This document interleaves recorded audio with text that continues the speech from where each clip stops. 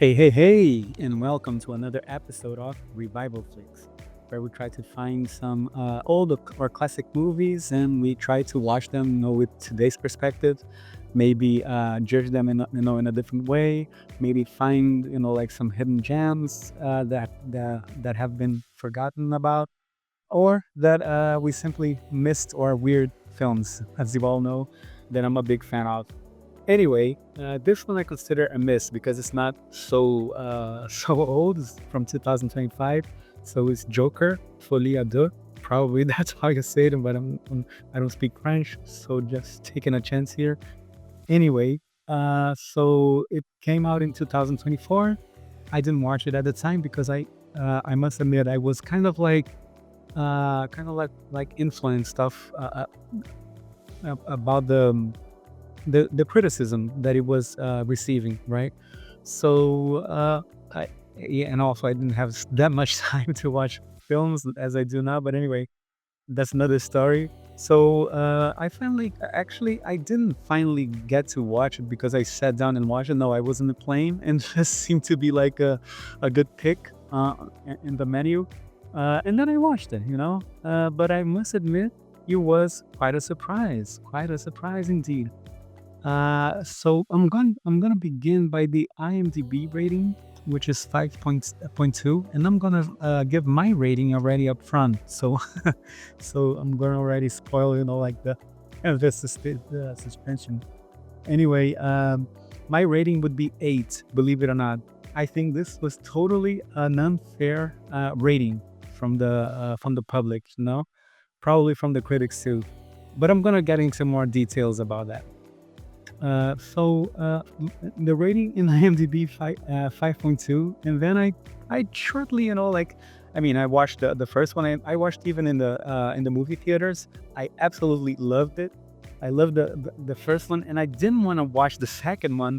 Uh, I guess, subconsciously, not to ruin, that impression that I got from the first one, right? But I went ahead and watched it. But anyway, the first one, I did like a quick research because I didn't remember anymore if it had won an Oscar or whatever. But it was actually nominated for a bunch of Oscars. I might be wrong here, but it was probably like 11 or something like that. And it won 2 Oscars: Best Actor, Joaquin Phoenix, in original score. I thought it was. I really don't remember off the top of my head, like, if the soundtrack or the sound of the music, right, composed and so on, it was like that impressive. I really don't remember from the top of my head, but I mean, it won an Oscar, right? But yeah, I was actually impressed by the quantity of nominations that stood out for me. And for this one, for the second one, actually no nominations for the Oscars. There were like some other wins in like lesser known, like awards and so on, but no nominations for the Oscars. And must say, also totally unfair, totally unfair. Okay, so let's start with the crew. Todd Phillips is the director and the writer. Whoever follows, like this channel, the 11 people at the moment that follows this channels know that I give a lot of credit for directors that also participate in the writing, or in like multiple functions, right, in a movie production. I think when they do that, they not only, like work more, but they also try to make sure that, like important parts of the movies are going to come out the way that they envision. So I give a lot of credit for that.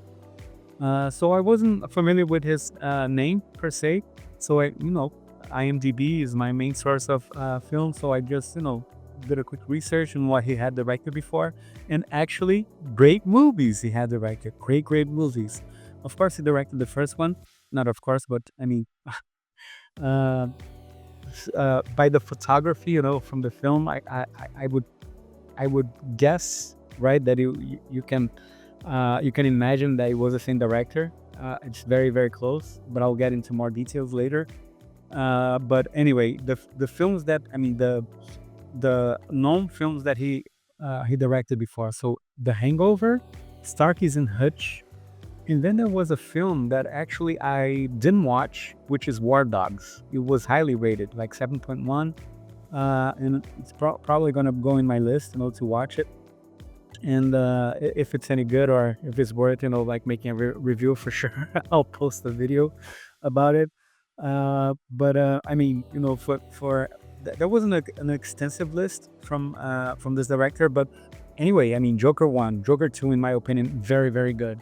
And the Hangover, all three Hangovers, and Stark and Hutch. I also don't remember if I watched it. I'll probably watch again because I'm a kind of a fan of Ben Stiller, but and also his partner in that film, which I forgot the name now, but he's also a great actor and very funny dude.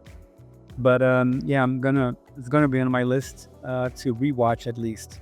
Then we had Scott Silver, which was one of the writers, along with Bob Kane. I'll talk about Bob Kane in an instant. So Scott Silver, actually, also good films that he had written. 8 Mile from Eminem's film, and The Fighter, which is from 2010 and received a rating of 7.8 with Mark Wahlberg. I also like this actor, so this one I'm for sure gonna watch it, and I'll probably have to to post a video to review it, because I mean, with that high rating, even if it's not good, that's probably a motive to post this. And 2010 sounds like a missed film, so yeah, I'll iterate to with this one later. And Bob Kane was a writer, but I mean, I wasn't familiar with the name. You fans of this DC and so on are probably uh, like blowing off your heads right now because I'm saying that. But I mean, I'm a hero fan, but not like a comic book fan. So I loved like the superhero films and so on. So then I kind of checked out how like his page in IMDb, and then something really odd caught my attention, is that he had passed away like in 1998 or something, right? And then I was thinking, well, how come he's in the credits, on this new movie? I mean, a dumb, assumption, but anyway. Then I kind of like researched a bit more. So it seems like that Bob Kane is like a big name in the DC comics. He created like a bunch of characters, but mostly the Batman characters, especially like the Joker or even the Batman. And the reason why his name pops up in the credits, it's probably because of some kind of like the credit to the character. I think some kind of copyright issue. I'm not really sure, but that's probably like like the backstory. But I mean, he also was cited in Batman 1990, Batman 1989 from Tim Burton, which I watched in the theaters in America. It was a really exciting experience, to say the least. So in that film, I actually don't know if because he was still alive, right? So I actually don't know if he participated like in a more actively manner. I'm gonna research more about that, and if there's any updates, I'll post back. And then we have the actors, of course, Joaquin Phoenix and Lady Gaga. I mean, these we don't even need to present these actors. Everyone knows them. And I mean, for full disclosure, also another reason that I watched this film is because I'm like a big Lady Gaga fan. So not only the music career, but also her acting. I was really impressed in that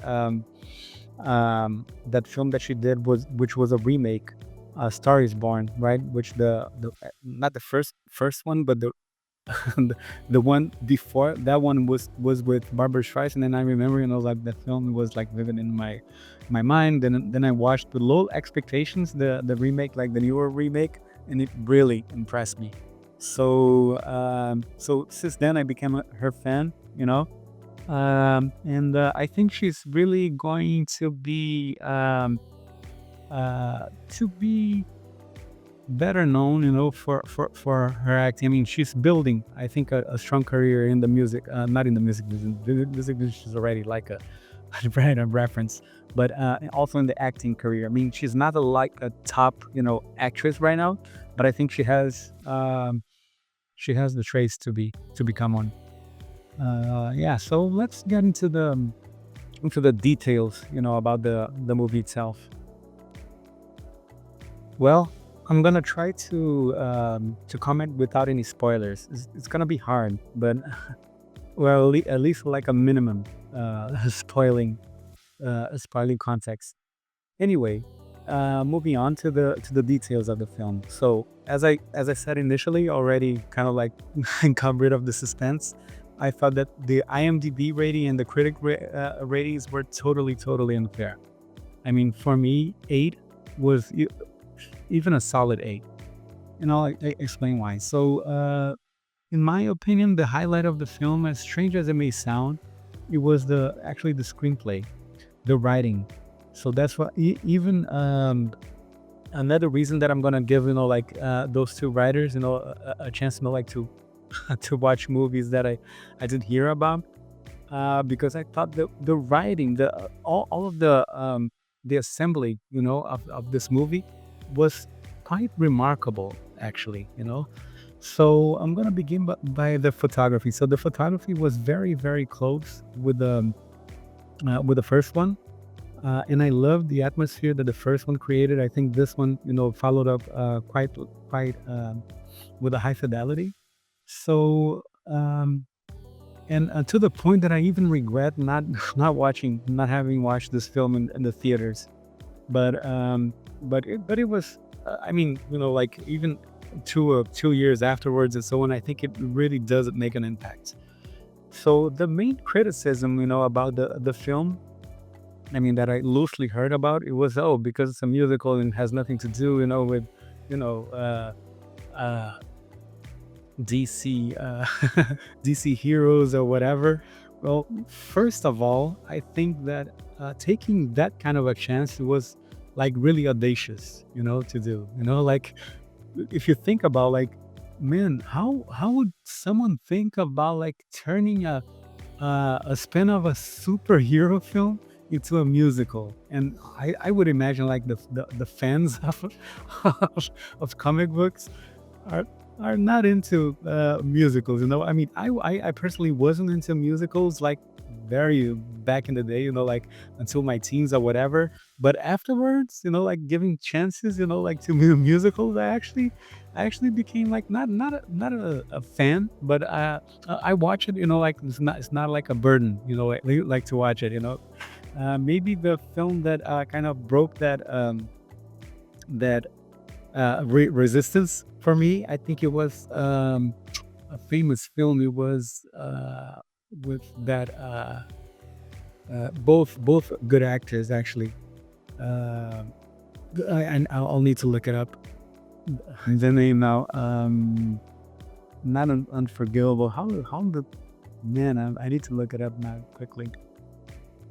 It was based on a play and so on. So Les Miserables. That's why I wasn't remembering the name. Was right a foreign title and so on. But with Hugh Jackman, Russell Crowe, and Anne Hathaway, and also there was also an actor that I love, which is Sasha.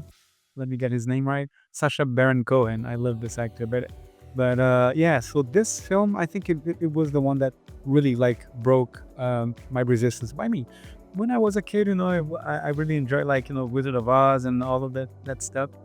But afterwards, I did stay, like for some years without watching, like musicals and so on. But Les Miserables, I think it was the one that like broke my my resistance, and I basically watch anything at this moment.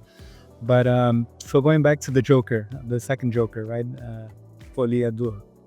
So so I think that was like the main point of the criticism. However, I gotta say that the way that they built, the the musical concept into the film, I think it was done so perfectly. Because I mean, another criticism, like for from people that don't like, too much, are not like into musicals, is that, oh, because like you're in the middle of a story and everything's like serious or entertaining or whatever, and then all of a sudden people like start dancing and singing, rhyming stuff and whatever, it kind of like takes them out of the maybe that environment, or maybe that atmosphere, so I think that's kind of like what why people don't like too much, like the musicals. However, I mean, in this film, I thought it was so smoothly, introduced the musical element. Because now I need to give a spoiler a bit, but of course, when you hear about, like, oh, the Joker musical and Lady Gaga and so on, you gotta imagine this already. So the musical aspect, the way that they crafted, it's like it seems that it's like a maybe a delirium, in someone's head, maybe in his head or her head or whatever, or whoever's head, right? Whoever's mind.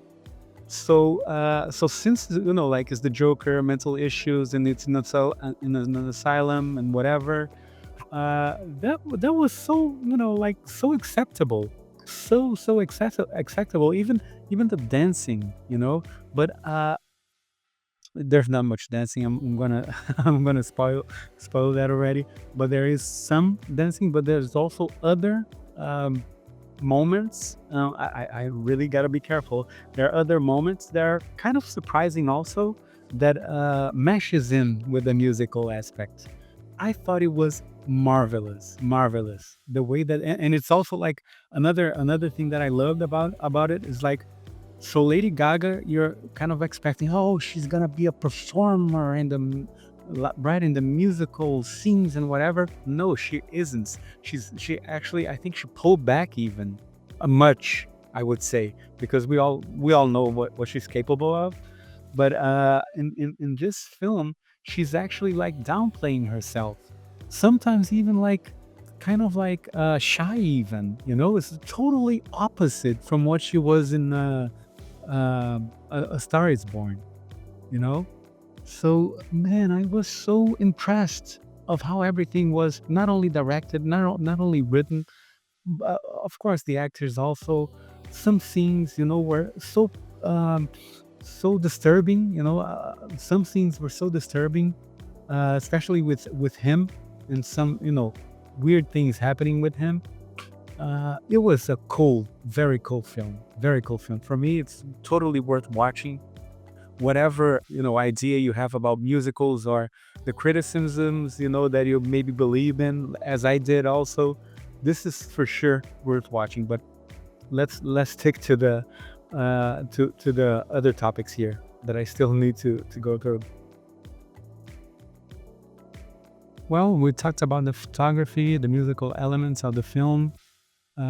There's also like, again, going back to the screenplay. So the character from Lady Gaga, it has kind of like a plot twist, a very interesting, unexpected plot twist.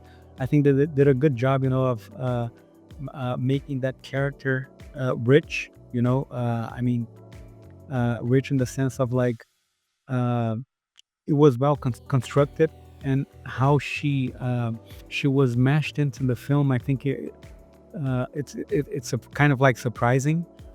Anyway, so that's another aspect that I loved about the movie. So there were a lot of connections.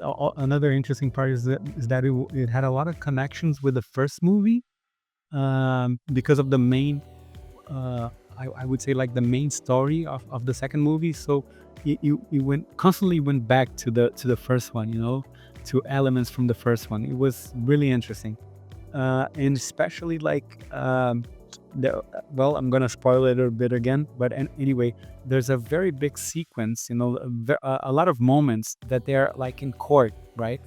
And what they did with the court scenes, especially after a certain like event in the film, I think it was also like very original. That's what I'm saying. The screenplay for me in this film was was really, really high end, really, really good. I am really disappointed like that it didn't get not even any technical, nominations from the Oscars. I really didn't understand what happened there. But man, there were some scenes, like photography wise, so beautiful, so beautiful. Um, that you while you're watching, you're like, whoa, wow. You get into that atmosphere, from the asylum and so on. It was very, very good, very, very good. But moving on. So I already commented about, like the musical element not being forced.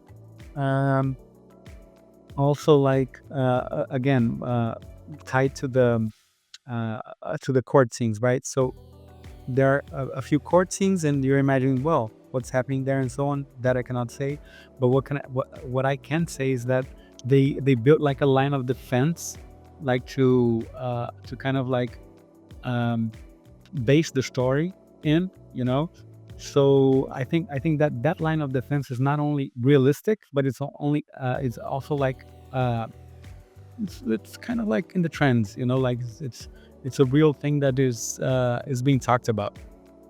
But anyway, again, if people are like thinking that I'm way off, about how hyped I am about this film, please leave your comments and try to convince me otherwise, because I'm really impressed about this now.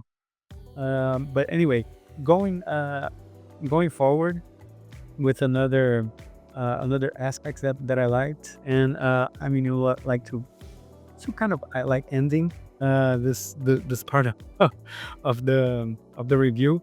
The ending for me was absolutely marvelous. It was absolutely well thought out, because it not only it was not only kind of unexpected, but it also made a strong connection with not the first film, but with the films from where the Joker, the Batman films, right, where the Joker appears.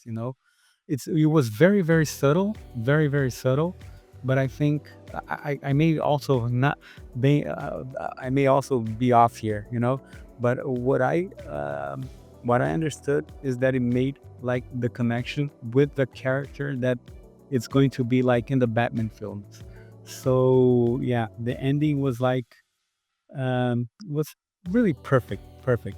So what can I say about this film?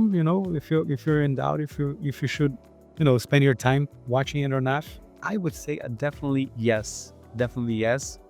The musical scenes are not gonna be so extensive, and they're not like, you know I would say it's like maybe 5 or 10% of the film. The rest is like a normal spin-off of a. It's not normal, of course, but it's a good spin-off of a DC comic. And if you like the first one, you're for sure gonna like the second one. And yeah, I guess if you disagree with me, I would love to hear your comments about it. If you really like hated the film, leave your comments and leave the reasons why, other than the fact that it's a musical and so on. And yeah, so let's see if I convince anyone who would like to give this a second chance. And see you in the next one.